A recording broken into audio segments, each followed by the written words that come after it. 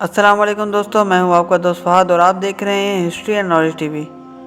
یہودی ایک ایسی قوم ہے جو اپنی مکاری اور سازشوں کی وجہ سے روز اول سے ہی مشہور ہیں، کیونکہ یہودی حضرت یعقوب علیہ السلام کے بیٹے یہودا کی اولاد ہیں، جس نے حضرت یوسف علیہ السلام کو کنویں میں پھینک کر قتل کرنے کی کوشش کی تھی، اور ان یہودیوں کی یہ مکاری دور حاضر تک جاری ہیں۔ لیکن تاریخ میں ایک ایسا مقام بھی ہے جب یہودیوں کو اسلامی لشکر نے حضرت علی رضی اللہ تعالیٰ عنہ کے ذریعے ایک ایسی شکست دی کہ پھر کئی صدیوں تک یہودی عرب کے صرف خواب ہی دیکھتے رہے۔ دوستو، تاریخ کے اس سنہرے باب کو فتح خیبر کہا جاتا ہے۔ تو معاملہ کچھ یوں ہے کہ بنو النضر جو مدینہ میں یہودیوں کا ایک قبیلہ تھا، اس قبیلے نے امن معاہدے کے باوجود مسلمانوں کے دشمن قبیلوں کے ساتھ مل کر سازشیں کی، جو کہ جنگ احد اور غزوہ خندق میں صاف طور پر ظاہر ہو گئیں۔ لہٰذا نبی کریم صلی اللہ علیہ وسلم نے اس قبیلے کو جلا وطن کر دیا، لیکن اس قبیلے نے اپنی حرکتیں نہ چھوڑیں اور مدینہ سے 320 کلومیٹر دور خیبر نامی ایک علاقے میں پناہ لے کر مسلمانوں کے خلاف سازشیں کرنے لگے۔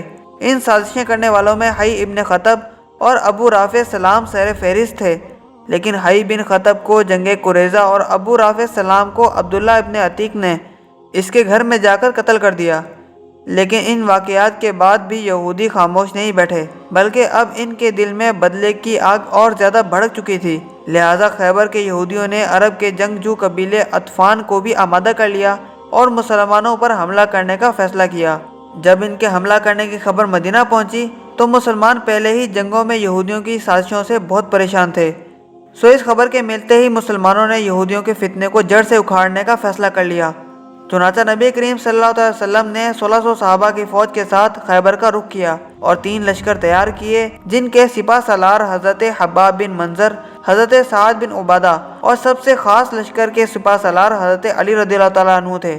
یہ 3 لشکر راتوں رات خیبر کی حدود میں آ گئے اور صبح فجر کی نماز کے بعد شہر پر چڑھ آئے۔ یہودیوں نے جب مسلمانوں کی فوج کو دیکھا تو شور مچانا شروع کر دیا۔ اس وقت نبی کریم صلی اللہ علیہ وسلم نے فرمایا کہ خیبر برباد ہو گیا، اور ایسا ہی ہوا۔ یہودیوں نے اپنی عورتوں اور بچوں کو محفوظ ترین قلعوں میں جمع کر دیا اور ساتھ ہی کھانے پینے کے ساز و سامان کو بھی ان قلعوں میں منتقل کر دیا۔ ان قلعوں کی حفاظت یہودیوں کی 20,000 کی فوج کر رہی تھی، لیکن مسلمانوں کی 1600 کی فوج 20,000 کی فوج پر بھاری پڑی، اور سب سے پہلے قلعہ نائم کو مسلمانوں نے فتح کیا۔ اس قلعے کے فتح کرنے میں 50 مسلمان زخمی ہوئے، جبکہ حضرت محمود بن مسلمہ رضی اللہ تعالیٰ عنہ شہید ہو گئے، اور اسی طرح ایک ایک کر کے قلعہ قموس کے علاوہ تمام قلعے فتح کر لیے گئے۔ قلعہ قموس سب سے بڑا اور محفوظ ترین قلعہ تھا۔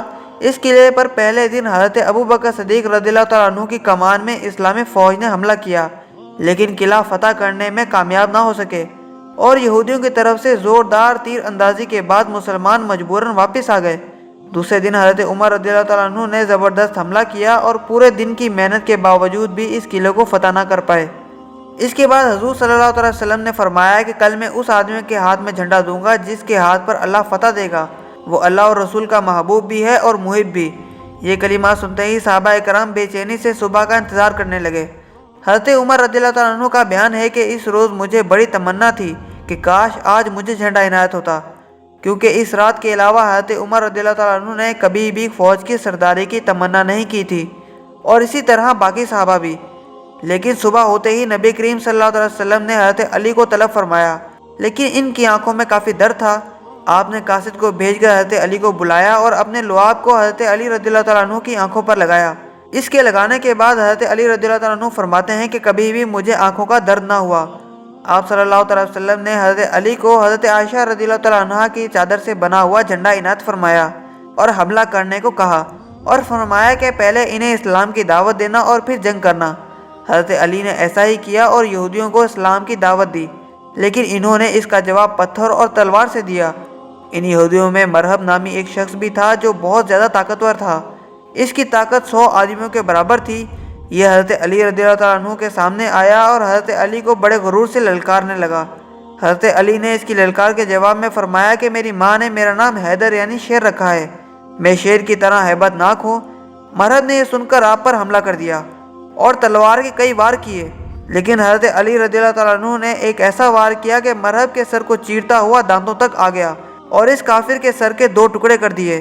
اس یہودی کی یہ حالت دیکھ کر باقی یہودیوں نے بھی حضرت علی رضی اللہ تعالیٰ عنہ پر حملہ کر دیا، لیکن خدائے رحمان نے آپ کو ایسی طاقت دی کہ آپ نے ان کی صفوں میں موجود بڑے بڑے سپہ سالاروں کو اپنی تلوار ذوالفقار سے چیر دیا اور سینکڑوں کفار کو ایک ساتھ جہنم میں پہنچا دیا۔ لیکن آپ کو اللہ نے وہ طاقت دی کہ آپ نے اکیلے قلعہ کموس کا دروازہ اٹھا لیا۔ اس دروازے کو 70 لوگ بھی بعد میں نہ اٹھا سکے تھے، لیکن آپ نے ایک ہی جھٹکے میں اس وزنی ترین دروازے کو اٹھا کر پھینک دیا، کیونکہ اس وقت آپ کے ساتھ نبی کریم صلی اللہ علیہ وسلم کی دعا اور اللہ تعالیٰ کی قدرت شامل حال تھی، اور آپ نے اس آخری قلعے کو بھی کھول کر خیبر فتح کر لیا۔ اس تمام معرکہ میں 93 یہودی مارے گئے اور 15 مسلمان شہید ہوئے، اور اس کے بعد یہودی پورے عرب میں مسلمانوں سے مرعوب ہو گئے، یعنی مسلمان ان پر غالب آ گئے۔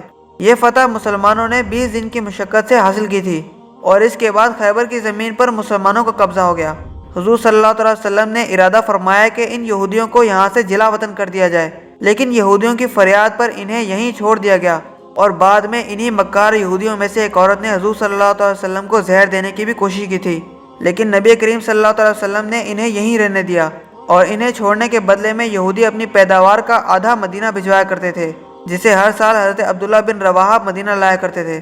غزوہ خیبر سے واپسی پر نبی کریم صلی اللہ علیہ وسلم نے عصر کی نماز کے بعد حضرت علی رضی اللہ تعالیٰ عنہ کی گود میں سر رکھ کر آرام فرمایا، لیکن دوران آرام ہی نبی کریم صلی اللہ علیہ وسلم پر وحی کے آثار نمودار ہوئے، جسے دیکھ کر حضرت علی بڑے پریشان ہوئے، کیونکہ حضرت علی رضی اللہ تعالیٰ عنہ نے ابھی تک نماز نہیں پڑھی تھی، لہٰذا ایک طرف تو نماز قضا ہو رہی تھی اور دوسری طرف نبی کریم صلی اللہ علیہ وسلم کے آرام میں خلل آ رہا تھا، لہٰذا حضرت علی نے نبی کریم صلی اللہ علیہ وسلم کی محبت کو ترجیح دیتے ہوئے نماز کو قضا کر دیا۔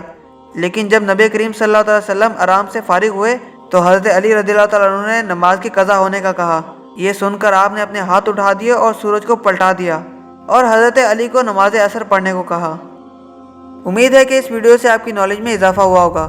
اگر یہ ویڈیو آپ کو پسند آئی ہو تو اس ویڈیو کو ضرور لائک کریں اور اپنے دوستوں کے ساتھ بھی شیئر کریں، اور اس چینل کو ضرور سبسکرائب کریں۔ اب میں ملوں گا آپ سے ایک نئی انٹرسٹنگ ویڈیو میں، تب تک کے لیے اپنا بہت سا خیال رکھیں۔ Thanks for watching this video. اللہ حافظ۔